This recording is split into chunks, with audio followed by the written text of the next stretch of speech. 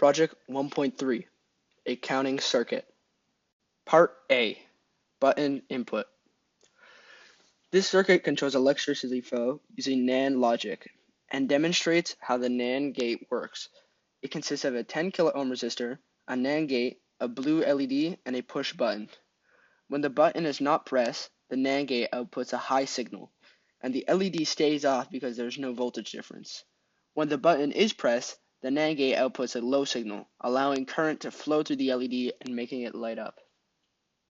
Part B, NAND gate oscillator. The purpose of this circuit is to generate a square wave for use in a counting system. It uses a 1 mega ohm resistor, a 470 ohm resistor, a 10 microfarad capacitor, a 0.1 microfarad capacitor, and a signal diode. A NAND gate oscillator creates the square wave by charging and discharging the capacitors in a feedback loop. Pressing the button flips the output of the first NAND gate, starting the process of capacitor charging and discharging, which causes the NAND gates to alternate between high and low outputs, generating the square wave. Part C, decade counter. This circuit includes a 4070 decade counter IC, a light bar, and an 11-pin resistor network to protect the light bar. The 4070 chip advances its count with each high clock signal, lighting up each LED on the light bar in sequence from Q0 to Q9.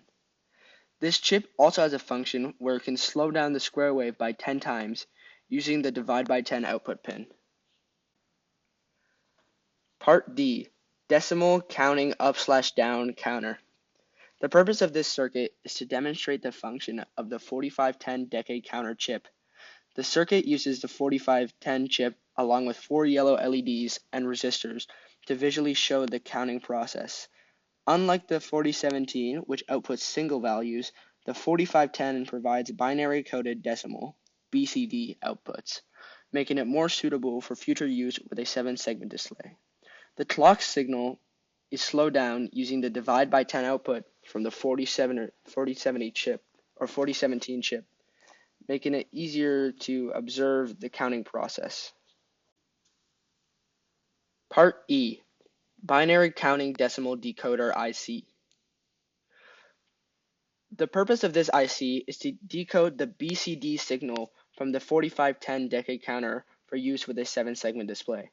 It converts the BCD output into a signal that powers each segment of the display, turning on the correct segments based on the input. The display test and blank outputs are active low, controlling whether the display shows the number 8, all segments on, or remains blank. The store input, when high, holds the current displayed number, ensuring a constant display even if the BCD inputs change. Part F, 7-segment display. The purpose of this component is to make the counting circuit easier to visualize by using a 7-segment display. The 7-segment display consists of individual LED segments that light up in different combinations to show numbers 0 to 9. In this circuit, the common cathode version of the display is used, with the common pin connected to ground and segments turning on when a high signal is applied. Part G, a counting circuit PCB.